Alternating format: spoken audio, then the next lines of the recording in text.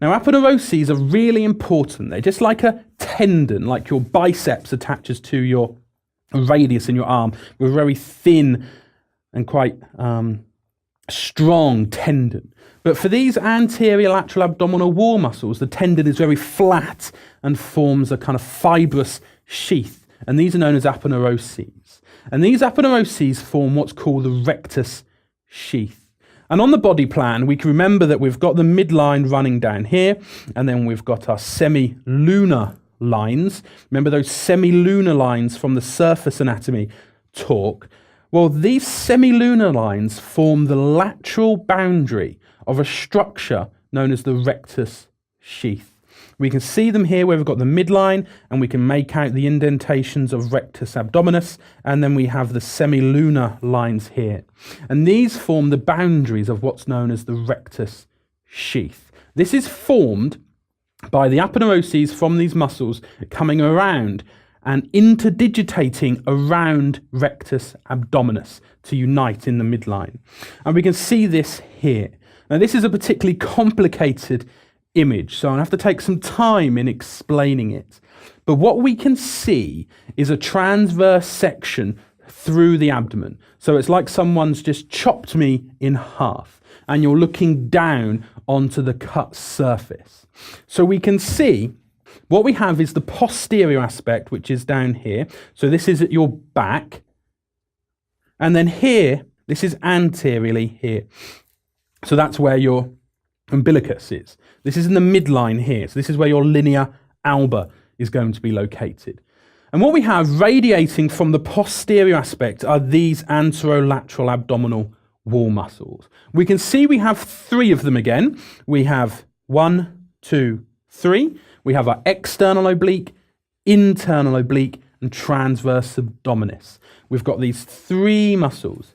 But what you notice is the actual muscle tissue, which is here in orange, doesn't run all the way to the midline. The musculature stops just before it gets to the rectus abdominis muscle here. So this is where we find our semilunar lines, just here. The lateral extension or the lateral boundary of the rectus sheath, of rectus abdominis muscle here. And what we find is that these aponeuroses from muscles external oblique, internal oblique, and transverse abdominis interdigitate around rectus abdominis as they pass towards the linea alba in the midline. The formation of the rectus sheath differs, and this is where above and below comes in. It differs if you're above or below the umbilicus. Now, this is the level of the umbilicus, this here. This is the umbilicus just here. So if you're above the umbilicus or if you're below the umbilicus, this arrangement is going to be different. So let's have a look. If we are above the umbilicus, we're looking at the details now of the rectus sheath above the umbilicus. And that's this one here. So imagine that this line here is coming, just like this one, coming from the posterior aspect. So it's taken higher up above the umbilicus.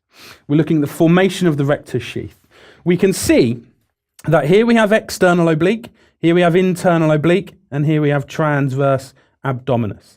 We can see that anterior, this is the rectus sheath, anteriorly we have the aponeurosis of external oblique, and posteriorly, behind rectus abdominis, we have the aponeurosis of transverse abdominis.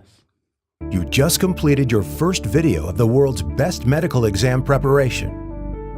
Lecturio brings the knowledge of worldwide leading medical experts and teaching award winners to your PC, tablet, or smartphone.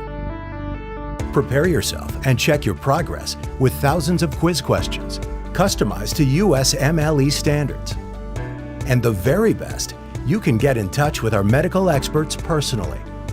Visit Lecturio.com now and continue with the most inspiring medical education around the globe, anytime, anywhere.